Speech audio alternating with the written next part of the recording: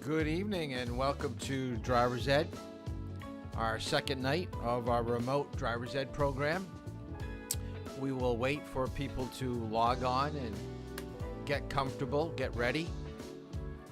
Hopefully everybody is having a great night. I was able to turn on the air conditioner a little bit earlier to get the room cool, so I am very comfortable tonight compared to other classes. So hopefully you're someplace that isn't too warm, because today was a scorcher. So we got 8 people. We're going to wait till we get up around 13 to 14 people, and then we'll kind of get into what we're going to be talking about this evening. Hopefully everybody had a chance to go on to the remote Facebook page. Remember to become a joined member, because that's where I'm putting all my information for worksheets, and we're going to do a quiz tonight. You're going to find the link on that Facebook Remote Driver's Ed site, so please take the time to do that. The other thing that I want you to do, and you could do this actually while I'm still teaching, is that someone just texted, and I guess I didn't make myself perfectly clear, is that the questions that I give you from the chapter, from Chapter 1 in Responsible Driving, there were only 10 questions, so you could just write it down on a piece of paper, and then I want you to take your phone and just take a picture of what the answers were. Gives me some idea that you did the reading, you have an idea of what they were talking about. It's really not that difficult. Chapter 1 did deal with a lot of statistics and things that probably you weren't that familiar with.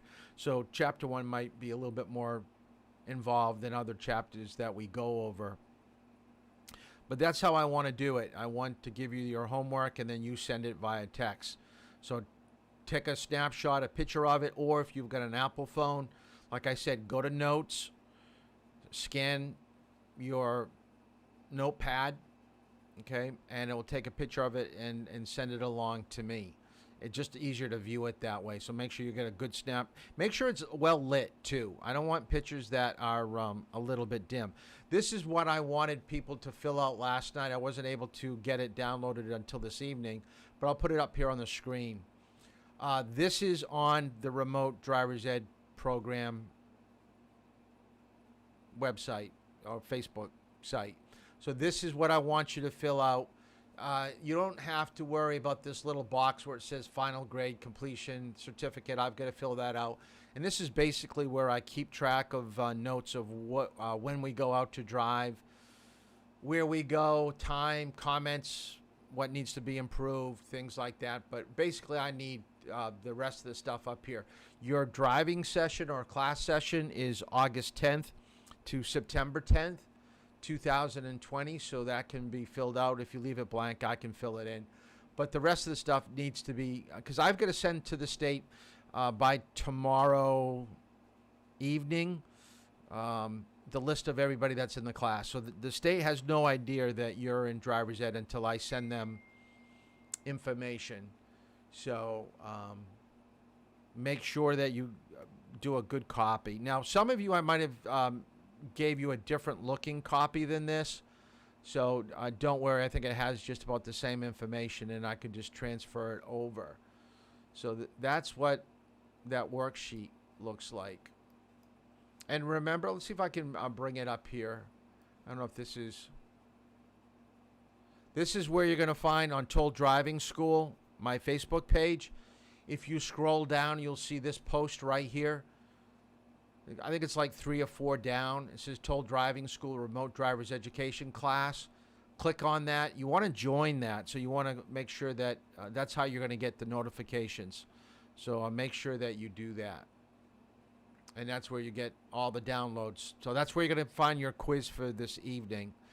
If you still have problems, then just text me after class is over tonight, and I'll have to do something through text messages. For whatever reason, Android phones fight and PCs fight with my Apple my Apple programs that I use and the material that I send out.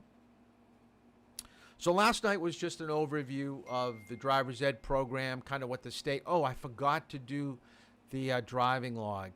I'll have to do that tomorrow and put that on the Facebook page. I should have done that. I got to make myself a note so I don't forget all this information that I say I'm going to give to you, and then I'm not able to give to you. We will not be going chapter by chapter from the textbook, even though we did chapter 1 for last night in responsible driving. We're going to get to the state manual probably at the beginning of next week on Monday or Tuesday. But for tonight and getting into tomorrow, we're going to talk this evening about the highway transportation system.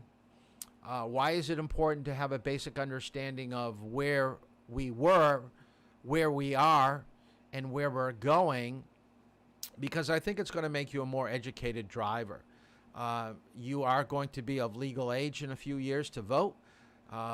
Voting does make a difference when it comes to who we have in office and the laws that are passed and how we look at infrastructure. Even with the way we look at manufacturing vehicles, what's allowed, what's not allowed. So we do have a voice, and your voice is going to be heard as you get older. So more or less get current, know what's going on, know how it affects you. Like right now, let me just say this. Right now, you're of legal age to get a license in New Hampshire. Age 16, you can get a driver's license. We mentioned in other states you are not. Do you know that New Hampshire is looking at pushing the driving age from 16 to 17?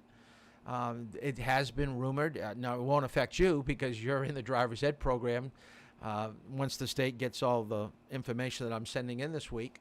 But you would be grandfathered in. But there's always discussion that our roads are unsafe.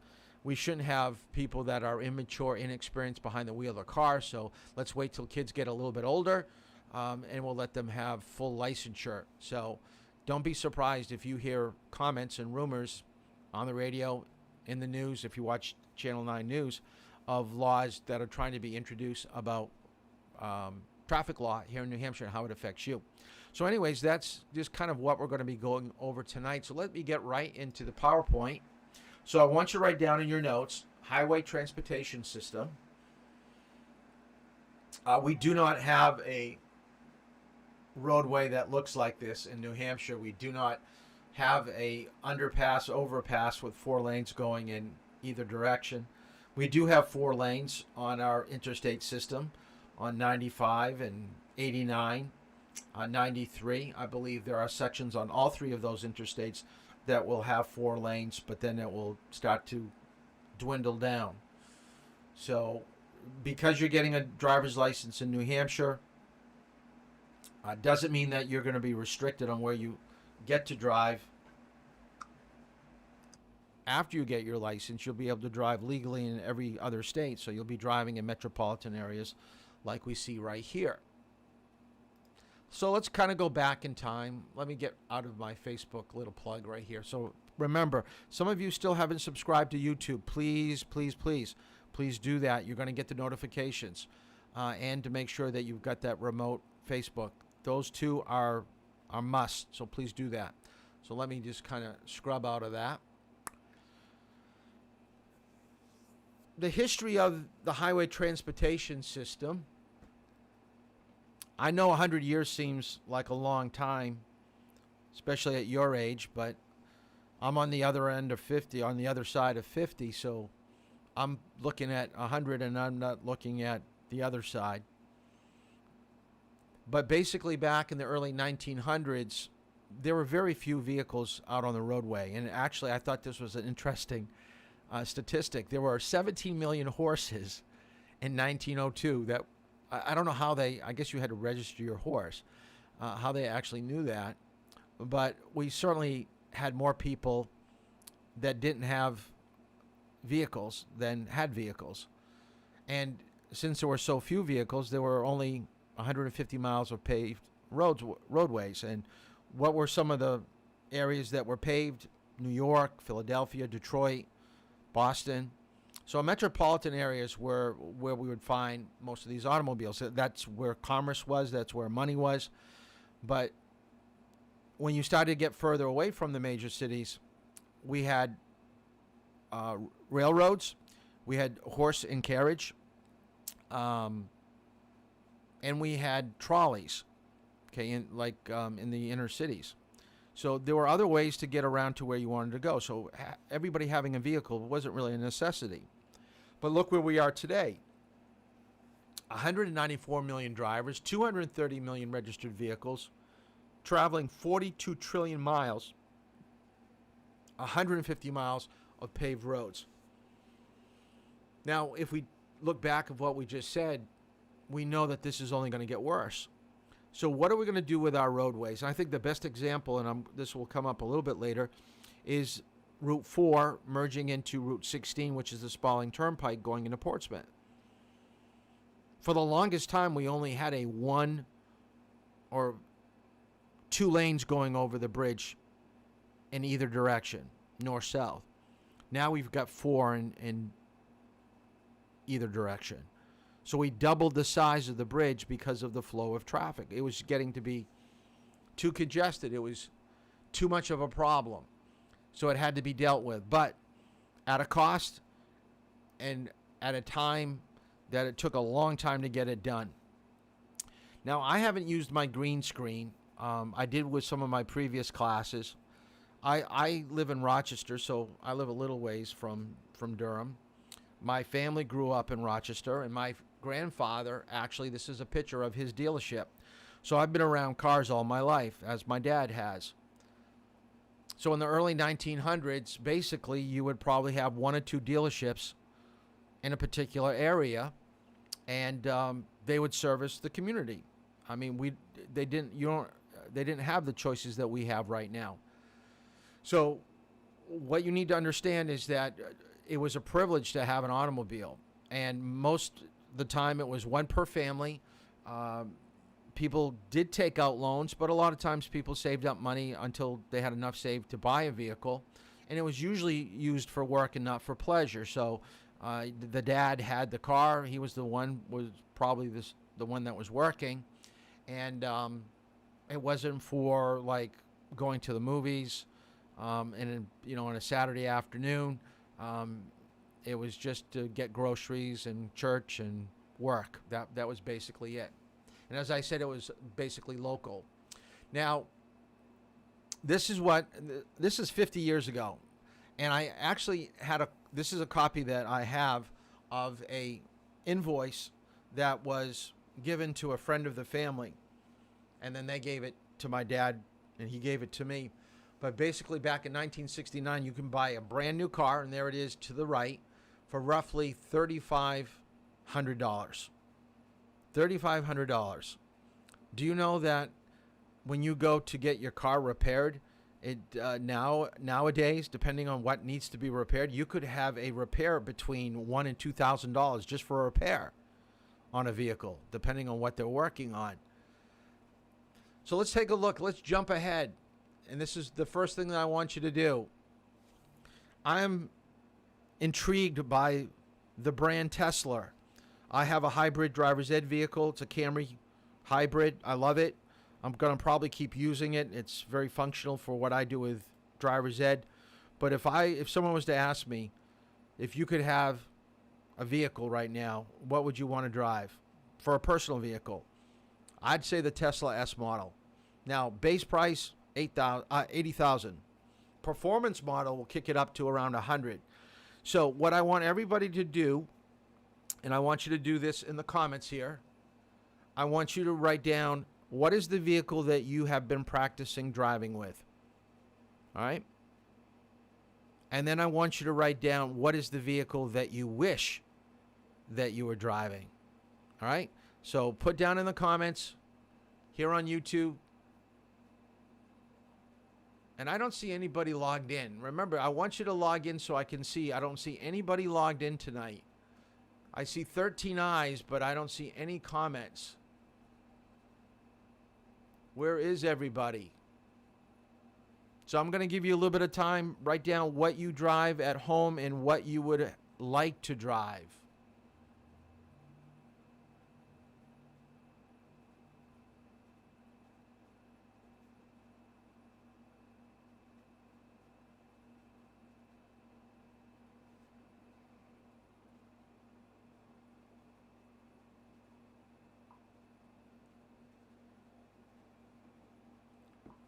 Okay, remember,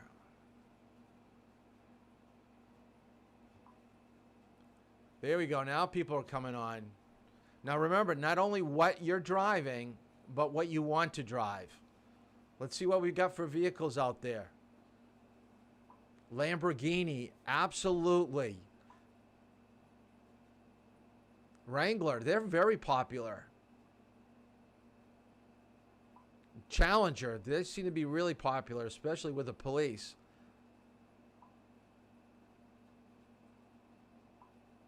Nice. Cool.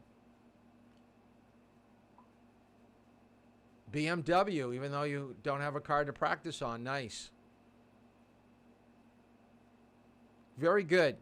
Very good. Because you got to remember that as you're getting older and starting to get part-time work and you're saving money, you're going to be saving up for a vehicle. And we all have a wish list. And that's what I was just curious. What's on your wish list? But we have to be practical. And we're going to be talking about what would make a practical car to drive and what's a good car to drive. We'll talk a little bit about that, probably more so tomorrow than tonight. But I just kind of like to see what everybody's driving and what they would want to drive. Cool.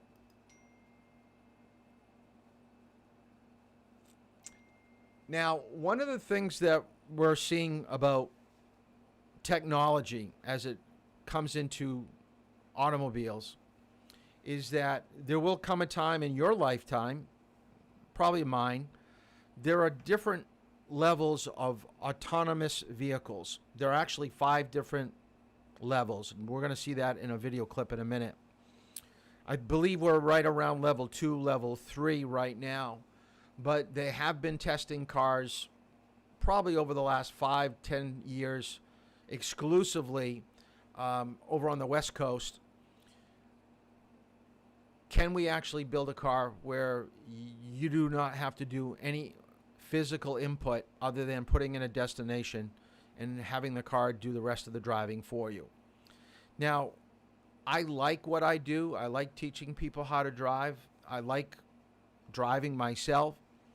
But there is going to come a time where people are so busy that they would be rather doing other things in the car than driving. We are going to get to that point. This is why we have a problem with texting and driving. This is why we're dangerous and vulnerable, is because we're trying to multitask.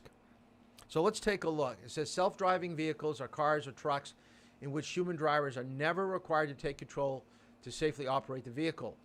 Also known as autonomous or driverless cars. They combine sensors, software to control, navigate, and drive the vehicle. So let's take a look at a clip of where the technology is taking us. This is Volvo's 360C concept car, and it's just one idea of what completely driverless cars might look like one day. That means cars without even a steering wheel that can safely navigate public roads entirely on their own. But with how much we hear about self-driving technology making its way into everyday cars, it's hard not to wonder, how much longer do we have to wait?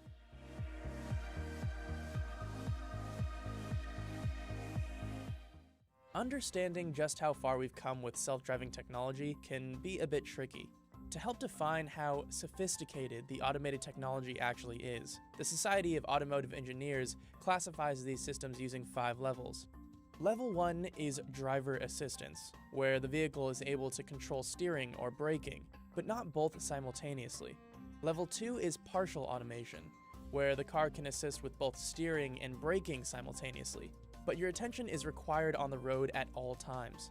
Both Tesla's Autopilot and General Motors' Super Cruise are examples of this.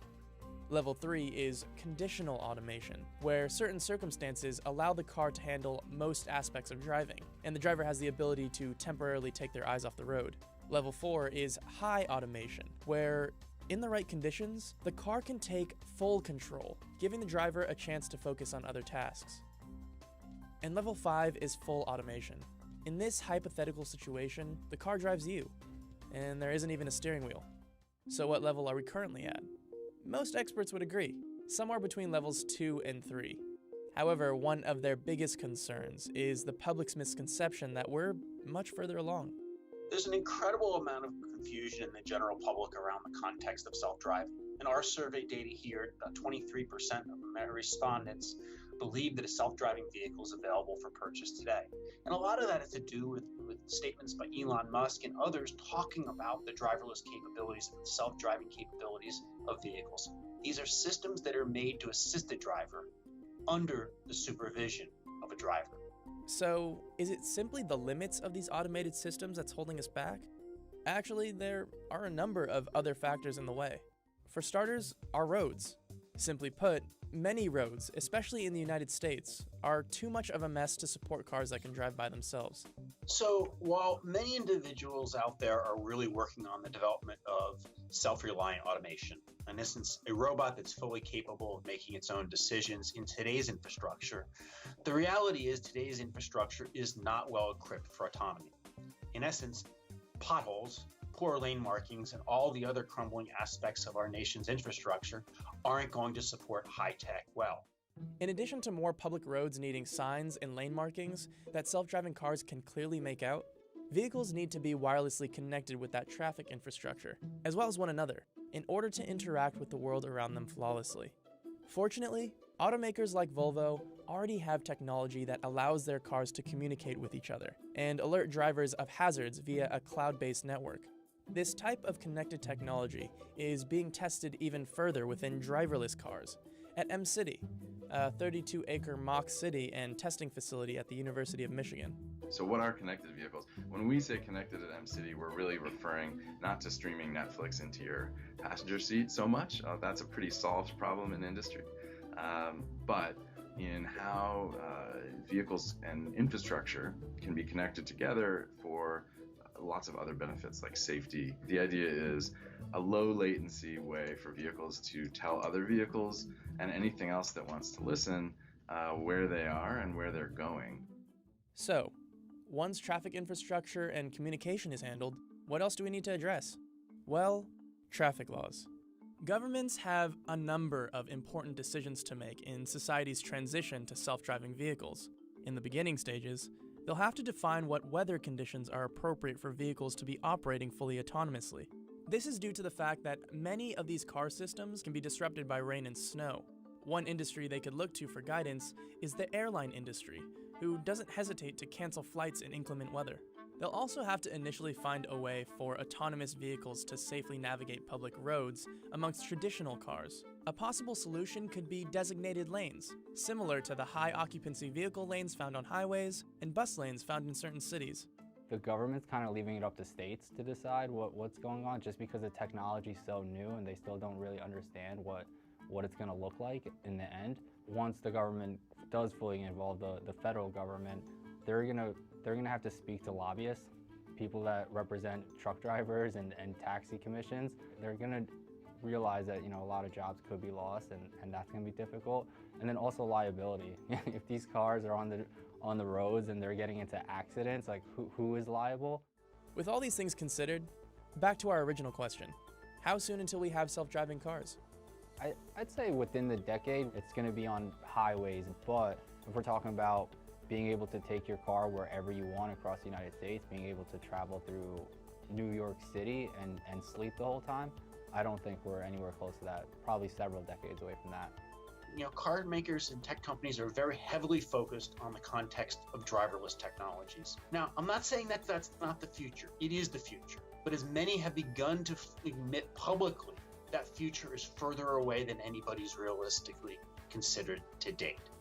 We as humans are really good at predicting the future. We're not so good at the timelines. And the timelines to driverless technologies changing how I live and move is probably in the order of several decades, if not further away. How close are we to the Jetsons car? We're still a ways away, in my opinion. It isn't really a matter of when these technologies will arrive to me, but can we be ready? and utilize them in the best way possible. Now, how cool is that? I mean, that's what we're heading to. This is going to be your future. This is going to be probably something that you're going to be discussing with your kids as you get older. Totally different than what we're encountering right now out on the roadways. So let's embrace the future, know about it, and be active in having some input on what is going to be put in the cars. Because like they said, the roadways, weather, all these things can be a detriment. So we've got to make sure that this is safe before we have the general public using this on a daily basis. So the interstate system in the United States was basically conceived back in the 1950s. It is one of the largest in the world. Excuse me, over in Europe it's pretty big. But what I want you to write down in your notes is that the United States interstate system is based on a grid of north, south, east, west. The roadways are numbered according to direction. So when you head north-south, you're going to be on an odd number route, like 95. If it's an even number interstate route, it goes east-west. So it is just a grid from right to left, top to bottom. You just take the United States and just make just lines up and down, vertical, horizontal. That is the interstate system. New Hampshire is one of the few states that does not have a major interstate going east-west. Now, our major roadway going east-west is 101. That's really the only major route that we have that goes east-west. Everything else goes up-down. I mean, if you look at New Hampshire, I guess that kind of makes sense. We're more vertical than we are horizontal. The other thing to remember is that when it talks about money, I want you to write this down, is that the tolls and the taxes that we pay are used for infrastructure. Now, infrastructure is just another word for roads and bridges. So when we start building tunnels, bridges, roadways, you're going to see what it costs to drive on the Spalding Turnpike. And a lot of times now we don't even think about it because we use Easy Pass. But taxes will go up. Usage of the road will go up. So as a taxpayer, you have a vote. This is like we were saying earlier, we can have some influence on what's going on. It gets pretty expensive, too, if you have to travel daily over some of these major routes. And we'll talk more about New York City and going over George Washington Bridge or the Lincoln Tunnel.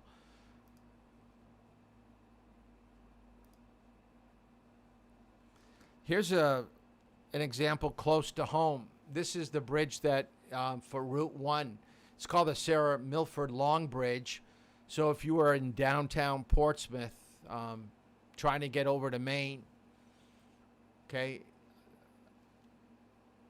$181 million bridge. $181 million bridge.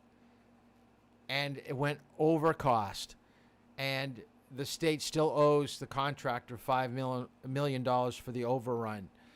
Don't think that anything dealing with driving is cheap. It's always expensive.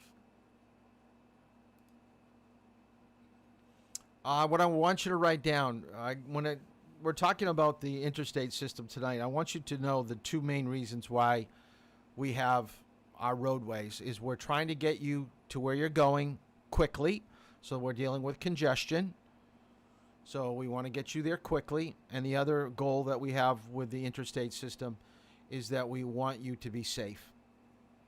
The way that the roads are built, the way that the cars are built, even at speeds of 65, 70, 80 miles per hour, people are walking away from crashes. And we're going to take a look at the roadways probably back in the 80s, 90s. I got an old video I'm going to show you that I've been using in class for a long period of time. What I want you to write down, there are 3 parts to the HTS. So if you did your reading, you had this last night, but I want to kind of get into it a little bit more involved. Don't assume that when you're driving a vehicle that you only have to be concerned about drivers that are coming towards you or from the left or from the right. Any person that is using that pavement who will enter out into that pavement has to be a major concern to you. So that could be, when I say ages, we're looking at as young as someone that knows how to walk till the time that you probably can't legally drive any longer. People in their 90s. I'm sure there are people maybe even 100 still driving. But from the time that they can walk till the time they don't drive, we have to be concerned. So anything that is moving, bicycles, people on skateboards, things like that, we have to be concerned as a driver.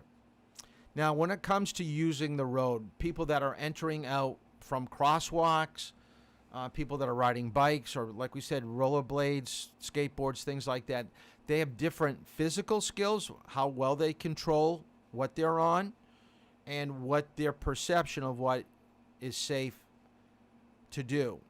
What you think is safe and what they think is safe could be two totally different things. One person could be looking at going across the road, say, oh, I have plenty of time. And you're looking at that person walking, you're going, I'm going to probably hit them. If I go at the same speed I'm going right now, I'm going to have a real issue with that person. So you're both looking at the situation totally different. So we have to learn how to understand how other people are seeing what we're doing. You're always trying to put yourself in their shoes at times to look at what you're doing. And that's why we have lights on a vehicle. That's why we have turn signals. That's why we have horns. We have different ways to communicate. Really important to understand how that affects other people. Now, the vehicles. I have a whole lot of them up here, okay? Passenger vehicles, SUVs, trucks, tractor trailers, motorcycles, bikes, skateboards, and rollerbladers. Now, there's only, I'm going to take a look how many people are viewing right now. We got 14 people that are still here online. I want everybody to write down. You cannot use one of the items that I have up on the computer screen right now. All right? Now, when it comes, think outside of the box. Okay? Now, it could be kind of like a truck, but you have to be a little bit more specific. Give me other things that you're going to find out on the roadway. All right? I'll give you an example that's not up there, okay? So you can't use this one either, all right? The power company trucks, okay? That's not up there. It's a truck, but it's a type of a truck. That's what I'm looking for, okay? Write down some type of business vehicle that you would see out on the roadway, all right? So write that down in your comments here on YouTube, and we'll see what we come up with, what we're going to find out on the roadways. And then we're going to talk about that. So I'm going to give you about 2 minutes.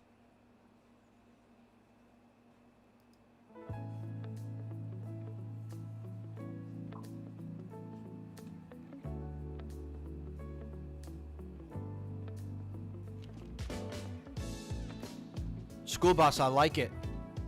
Towing truck, absolutely. UPS, good. Everybody's on a roll. 18-wheelers, that's like a tractor trailer. Oh, steamroller, yes. Wagons, possibly. Yep, station wagons, I like that. Ice cream truck, cool. Ambulance, yep. Mopeds, that's a plus. Mail truck. These are all good examples. Now, what I want you to write down in your notes. A moving truck. That's good. I like that one.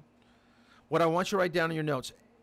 All these vehicles are going to have different lengths, police car, lengths, widths, and capabilities of increasing speed.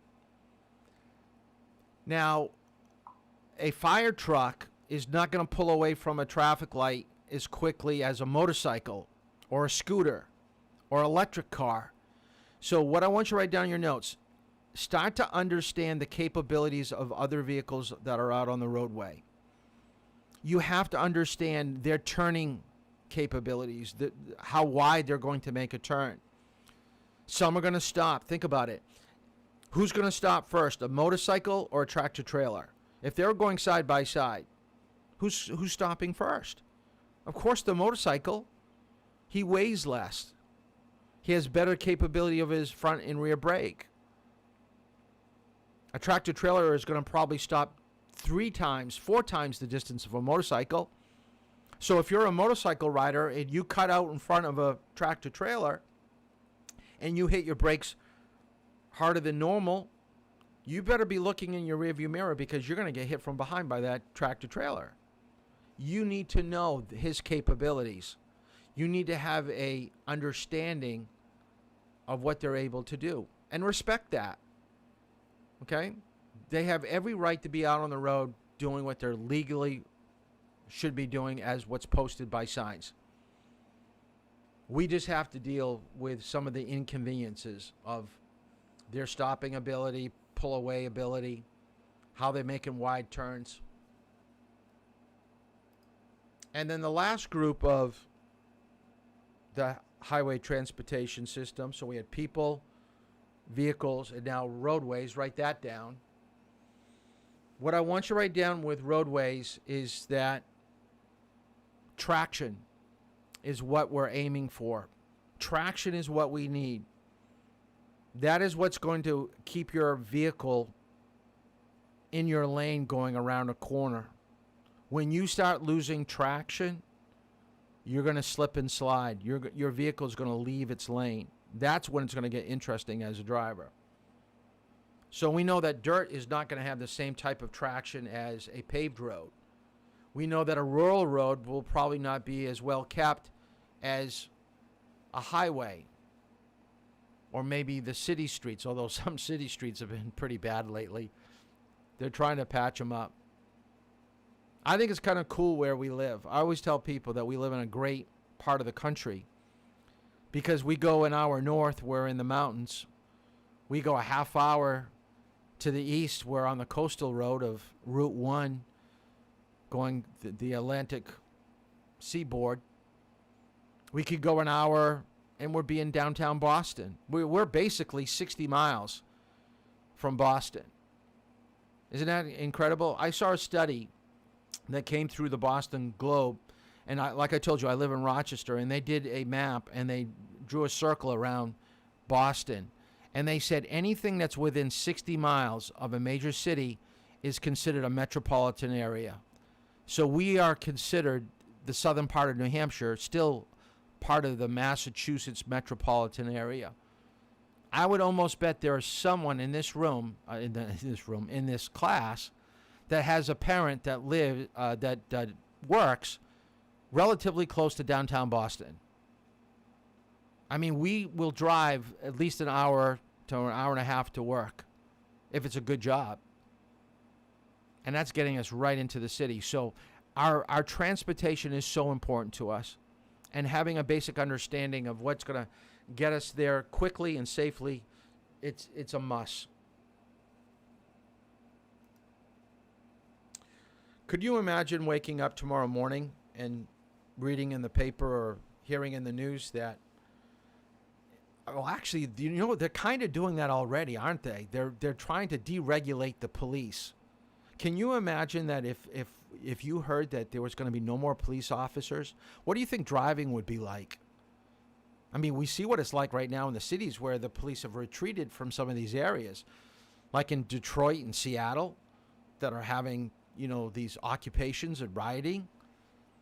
We have to have some laws. I'm not saying all laws are right, but it's not going to be safe. What is happening in some of these major cities will be happening out on the roadway. People are just going to do whatever they want. And that's going to create problems.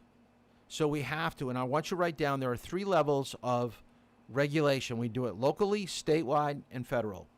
Now, we really don't think too much about the federal part.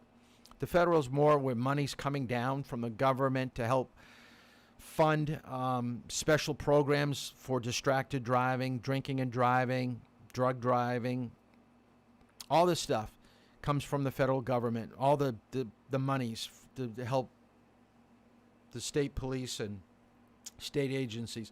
So it's kind of a trickle-down effect. But as a driver in Durham, you're going to probably encounter more than likely just local police. There are state police that go through Durham. I see them on the side of the road every once in a while. So you could get stopped by a statey. But more than likely, it's going to be local police that's going to be monitoring what you're doing on the roadway. You don't have to know. Actually, I think I've got a definition of these, so I'm going to just go right to it. Yeah. The National Traffic and Motor Vehicle Safety Act requires automakers to build certain safety features such as safety belts and shatterproof windows into vehicles. Did you know that you cannot really put your fist through the front window? There's a protective film that keeps everything intact. You can push it out. It's very hard to get a hole through the front window. It's not like the side window or rear window where you can actually put a hole through it.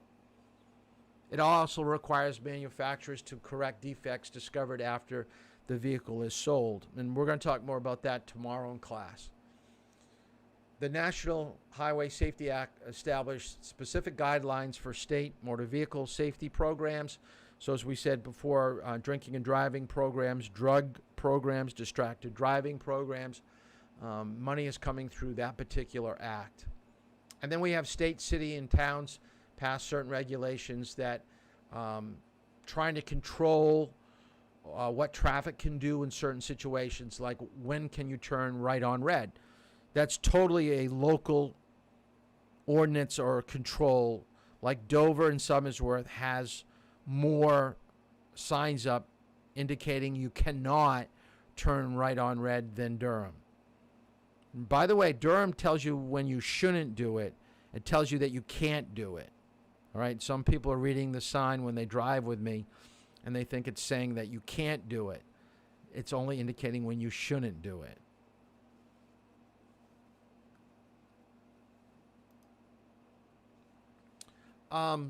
Most people believe that they're never going to be involved in a crash. And like we saw with Andy Pilgrim yesterday, I like the word collision and crash. I think the state and the manual still uses the word accident. I'm not a big fan of that. I kind of like the word crash because it means you are involved in something that you might have been able to prevent. So you've got to take more ownership of that. And that's what we want to do. And that's what I'm going to try to do with you is when you're driving, you should take ownership of what's going on in front of you and around you because you're contributing to whatever's happening. But what it says here is that your likelihood of being involved in a crash is basically 1 in 9. So if we were to come back a year from now, just about 2 of you would probably have to admit, well, Mr. Toll, I hate to admit it, but yeah, I backed into another vehicle or I knocked over a mailbox. You had something happen that led to damage to a vehicle. Your chance of suffering a disabling injury is about 1 in 83. Motor vehicle crashes kill about 38% of all people between 15 and 20. That number is low. This is a statistic that I've been using for a while. That's actually low. It's much higher now. More than 57% of all fatal crashes involve one vehicle. So what this is telling you, it's the driver at fault. They're the ones that caused their incident. And a lot of times your first crash is your last crash. Most people push the limit so bad that when they do have a bad crash, they're not able to survive. But we're building cars so much better now that we're not seeing that many people, older than 15 to 20, passing away in vehicles.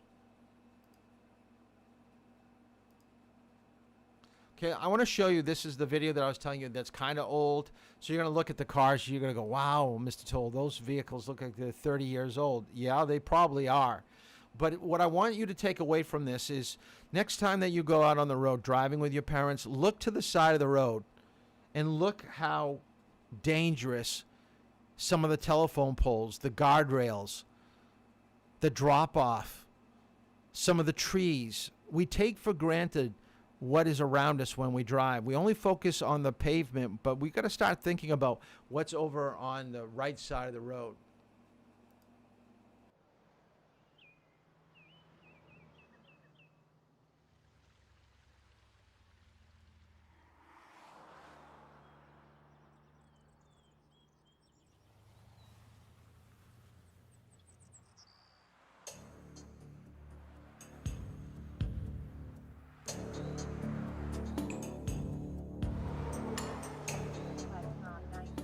Standing at the site of a fatal accident.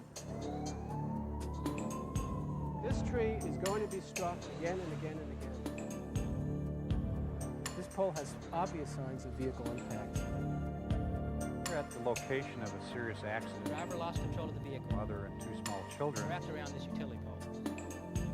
Left-hand guardrail that will steer a car. Outdated as of 25 years ago. Ridge columns right along the edge of the roadway on both sides. Highway safety ought to be a priority. The tendency is to put back what was there.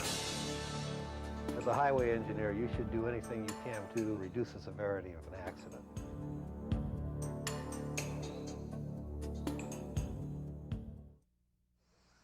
This location may seem harmless to drivers that use it every day, when in fact it can be deadly and is loaded with roadside hazards. For example, the large tree located just inches off the edge of the pavement. The utility pole on the outside of the curve. Moving down the road a bit, an unprotected guardrail end, which when struck can be deadly and penetrate into vehicles that lose control and come into contact with it. And over here is another large tree located just about 1.5 feet off the edge of the pavement, and in fact was the site of a fatal crash just last year. Each year in the United States, we have a large number of deaths and serious injuries resulting from single vehicle crashes into roadside obstacles or roadside hazards. This has been a problem that's been with us for a long time, and it continues to be one of the leading causes of death and serious injury in this country. Before about 1965, or around that period of time, the highway engineering profession's primary mission was to make a safe roadway. There was also the feeling that once you got off that roadway, you're on your own. It's up to you to get out of the perilous situation. It's their job to provide a good roadway and your job to stay on it. About in the late 60s, the philosophy changed to, if a vehicle goes off the roadway, as a highway engineer, you should do anything you can possible to either get them back on the roadway or reduce the severity of an accident. We learned a lot in the early days of the interstate system, how to make these roadside features less hazardous. And so today, the modern interstate system exemplifies the designs that eliminate most serious roadside hazards. And since we've built many miles of interstate system in the United States, the problem has shifted somewhat. But we still have a very serious problem on the many miles of secondary road that are still out there. The most dangerous roads we have now are our rural secondary roads. They have the highest fatality rates. There's where you have very little opportunity to recover if you run off the road. Almost half of all serious roadside hazard crashes occur on curves. Curves to the left are especially hazardous. Signs and pavement markings can help guide drivers around curves, but even where curves are well delineated, drivers can still lose control. And putting signs on roadside hazards isn't the answer. We need to do a lot more than that.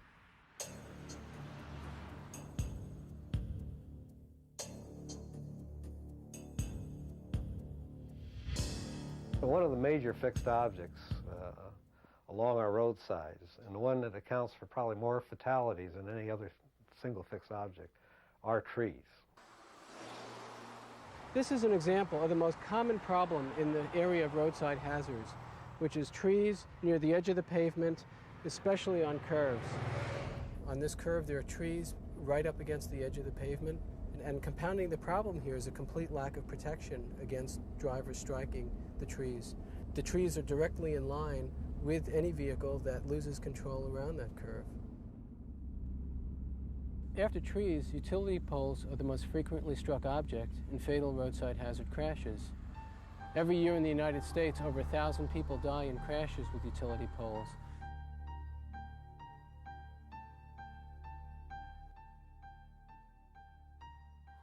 On this pole, you can see the marking and the scarring that's obvious.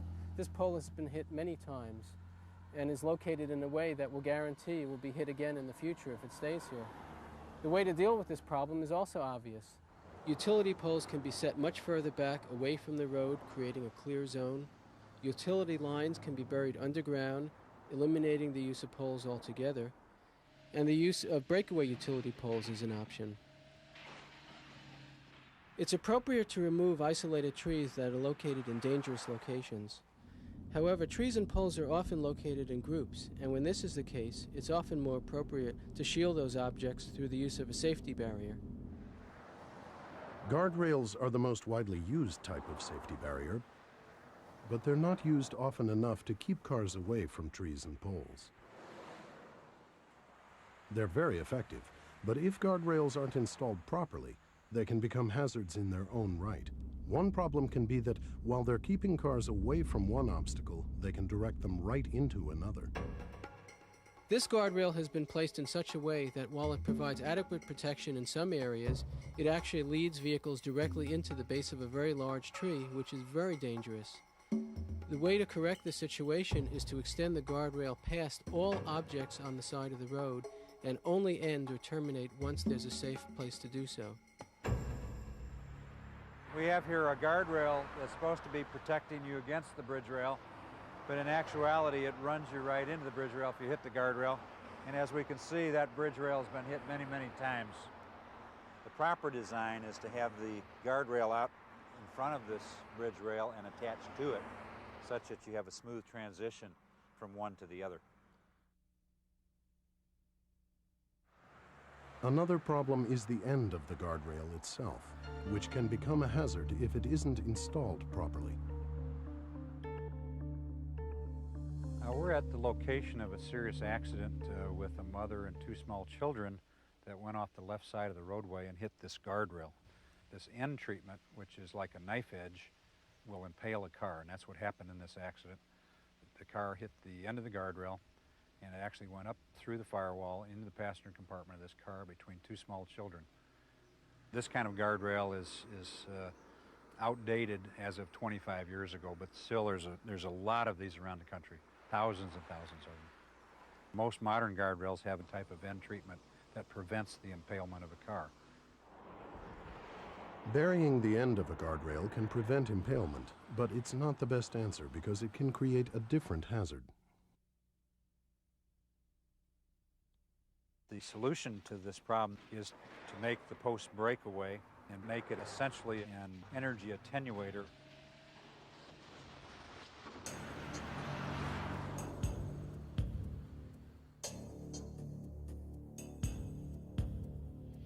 This is one of the worst examples of roadside hazards that we've seen. Bridge piers like this one are often located very close to the edge of the pavement. They're especially deadly because of their large size and unyielding nature. At this site, a 36-year-old father of two small children died when his car veered off the road and struck an exposed bridge pier.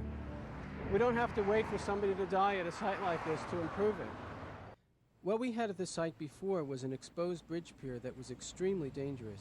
Any vehicle running off the road coming into contact with that area of the bridge could result in devastating injuries. In place now is a properly designed guardrail that's attached to the exterior of the bridge pier. Along with that guardrail is a proper and safe end treatment that allows for a gradual deceleration of vehicles that run off the road. Where bridge supports and other rigid structures can't be safely separated from traffic with guardrails, an alternative is energy-absorbing devices. Crash cushions and other devices can do an effective job of slowing vehicles down gradually.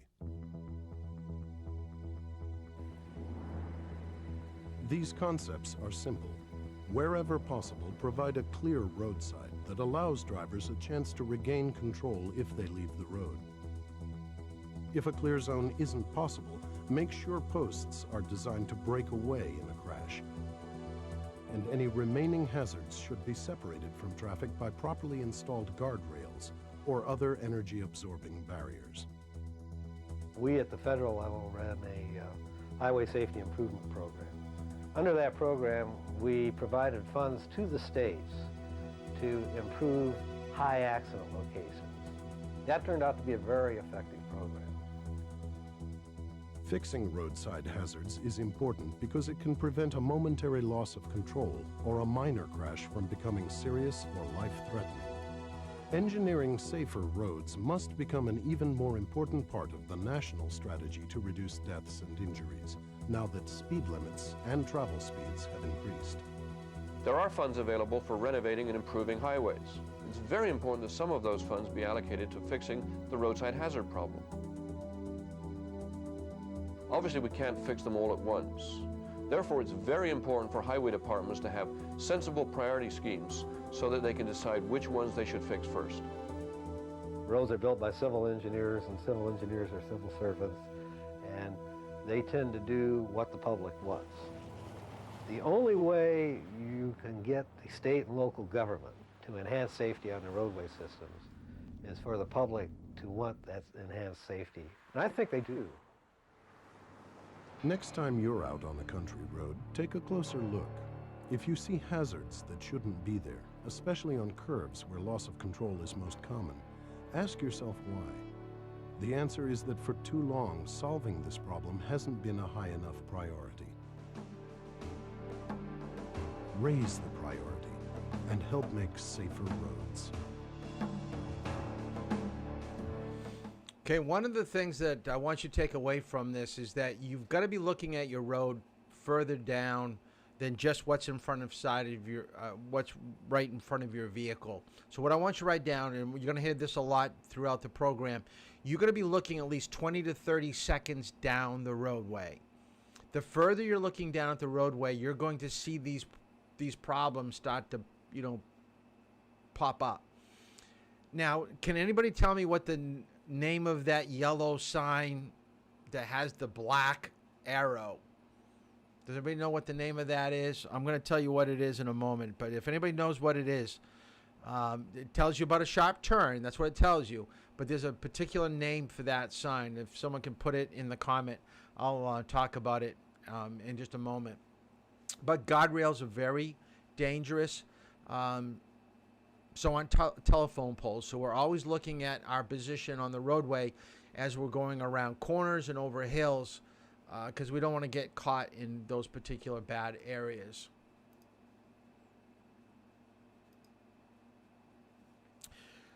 Making sure that we have enough lanes of traffic. We build our roads bigger now than they probably need to be, because I'm sure when they built the highway transportation system back in the 1950s, they never thought would have these many cars on the road, these many people. But this is a country, Myanmar. Not quite sure where that is, but I actually counted. There are I believe 8 to 10 lanes of traffic on each side. They thought that they were going to have a major influx of people coming into this city, and for whatever reason, people didn't move there. Look at the roadway. There's only 3 vehicles on the road. It's so vacant that you have people crossing like 20 lanes of traffic to get to the other side. I thought that was crazy. Okay, that road probably was an overkill of what building a road is supposed to be. Also, what I'd like you to do right now is to write in the comments, give me some idea of a place that you've driven or been a passenger where the road was unsafe. Something on the road, whether it be a hill, a corner, a speed limit, the condition of the road, but to the best of your ability, just put, I don't need to know the street. You could say a road in Madbury. Just give a brief description of what that is in the comments. Okay. A W1 sign. That's a good guess, but I'm not sure what W1. The answer to the question that I gave you earlier, the name of those yellow signs with the black arrow, you can write this down. It's called a chevron. Chevron sign. So here's my example of a roadway that's bad. Who would put a telephone pole 2 feet off the edge of the curb? There is no way that that telephone pole should ever have been placed there, or they should have never built the road there. That's a good example. Yeah. Hillsides in California be very dangerous. Good examples. Dirt roads in Durham, less traction. Yep, I like that. Let me show you another picture of this particular road from a different vantage point.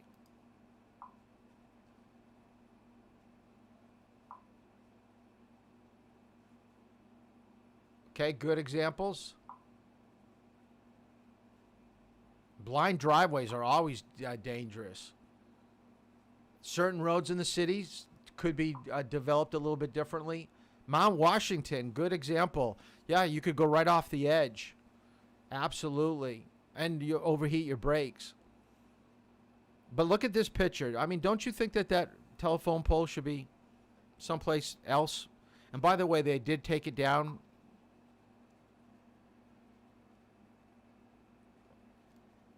They stretched the cables to a different telephone pole. The other thing that is really dangerous is look at the support wire. Can you imagine a little kid, as a small child, I shouldn't say small child, but as an elementary school aged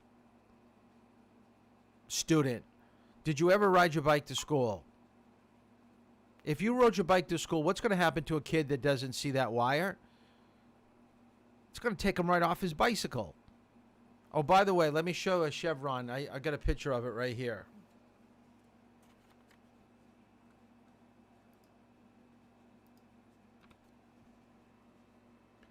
That's what I'm talking about. That's a chevron sign. Now, in some cities, the thicker the arrow, the sharper the turn. In New Hampshire, what they do, the more chevron signs you have, 2, 3, 4, the more signs you have, the sharper the turn. And it's more for people to get an idea of what's happening at night, because sometimes these turns are hidden and you can't see where the road's going and your lights aren't illuminating the road far enough to see those signs. So that's why we have those signs out on the roadway. These are all good examples of dangerous places. Now, I don't have this video. I don't know what I did with it, but no lie, I found it on YouTube. There was a traffic jam in China that was 9 days long, meaning that these people were stuck in their vehicle for 9 days. I don't know how they ate. I don't know where they went to the bathroom, but they got onto the roadway and they couldn't turn their vehicle around. They were stuck. I think probably some of them just walked away and came back later. But no lie, 9-day traffic jam. Here's a definition. Every once in a while during the program, I'm going to give you definitions, so I do want you to write this down, know this. Risk is defined as the chance of injury to yourself or others and the chance of damage to your vehicle or other property. And it's real. It's more probable than you think. That's the problem with young people. You think you're 10 feet tall and bulletproof, that nothing's ever going to happen to you, and you drive like it's a video game. And you think I'm a licensed driver now, so I'm not going to have problems out on the roadway, and then you find yourself in a situation where you can't control the vehicle and bad things happen. Risk is real. It is real. We went through Dangerous and Vulnerable last night. I was going to put the movie here, the little clip from Andy, but we talked about it last night. So let's talk about some things I want you to write down about how do we reduce our risk. We're going to talk tomorrow about our vehicle. Preferably, we're going to talk about my vehicle. I want to talk about my vehicle because you're going to be driving it. So we're going to be going over knowing your vehicle. And by the way, look at your homework on the course outline. So tomorrow is going to be about car controls and things like that. So make sure that you do your reading, Chapter 4, Chapter 5. So it's a little bit more reading tonight. So first thing, reducing your risk. Keep your vehicle in top condition. This is why we have state inspections. So we're talking about tires, oils, any fluids. We'll talk about a lot of that. 2, anticipate the actions of other people. It's kind of what we talked about tonight. about the mental capabilities, the physical capabilities of other people. We're going to talk about seatbelts, airbags, and helmets probably on Thursday. So how do we protect ourselves and how we protect others in our car? Drive only when you're in sound physical or mental condition, because anything less than your best will show on the road. People will see that.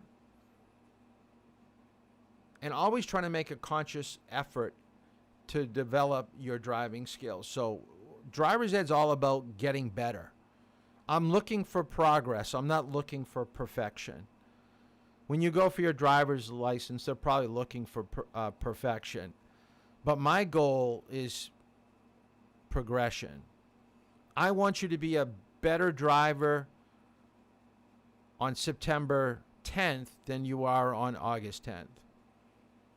I want to move that needle. I want to be able to tell your parents that, yes, they can make a lane change. Yes, they know what the speed limit is. Yes, they can parallel park. Yes, they can perpendicular park. Yes, they can back to the right and left. These are all driving skills that we're going to be covering when we go out to drive.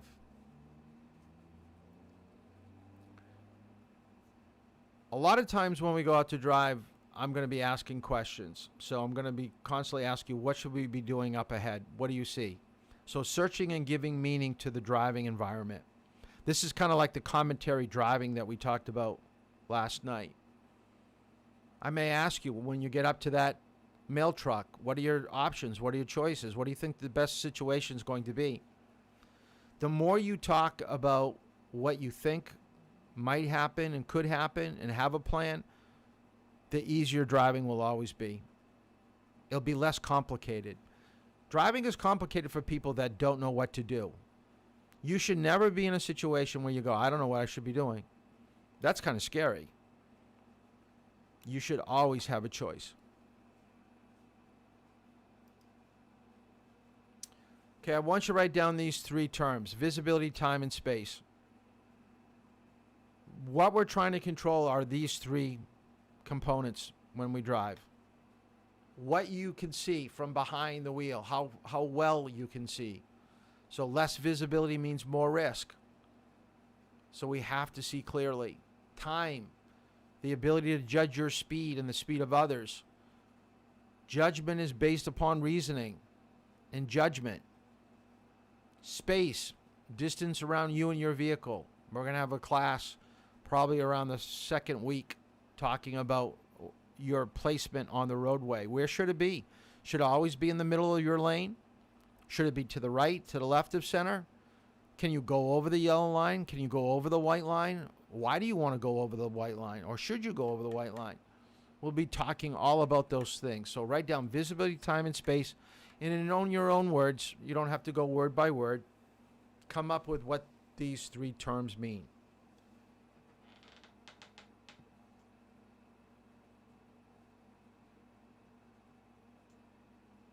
I hate to move along because I know some of you still might be writing down, but if you never get the definition or feel comfortable with what you wrote down, remember these sessions are recorded, so you can always just make a time. I think you might be able to do like I do.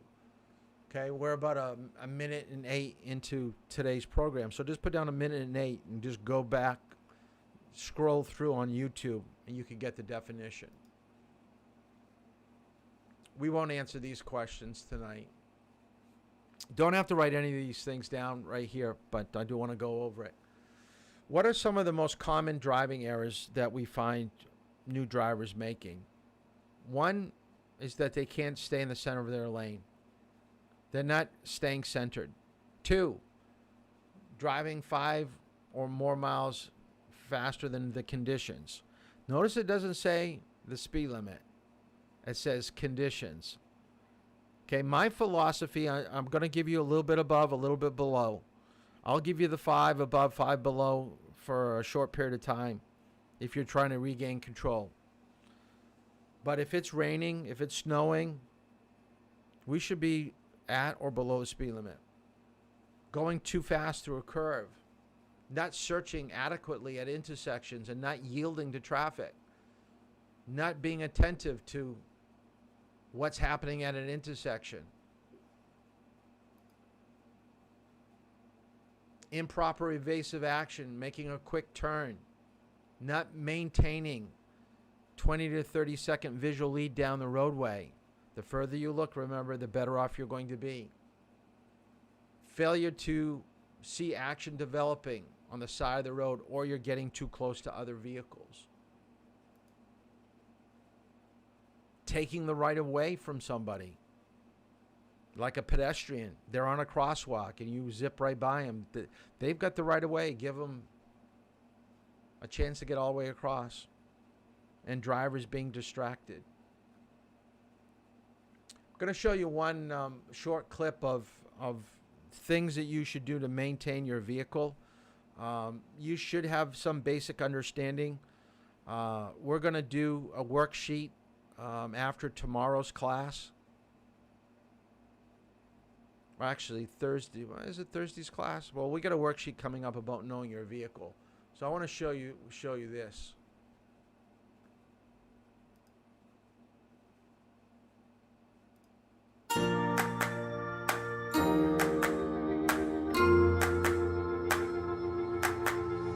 A Honeywell friction materials study of parents said that more than 20% of 15 to 19-year-olds have broken down while driving. The study also said that kids are often behind the wheel of much older cars. These vehicles don't just look more beat up, they're often less safe because drivers neglect to maintain them. So what do? Tip 1, check tire pressure and tread. Unscrew the pressure cap, place the tire pressure gauge over the nozzle and push down. Presto. The gauge indicator will stick out and tell you pounds per square inch. Check the vehicle's owner's manual for the recommended pressure. Also check your tire's tread.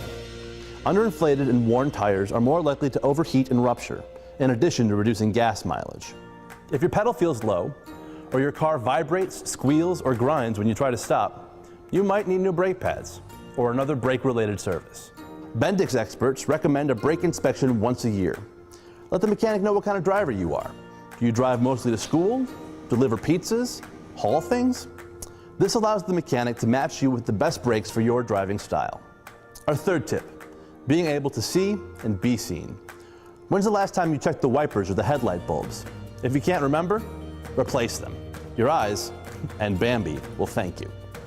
Tip 4, check fluids like your oil, antifreeze, and washer fluid levels.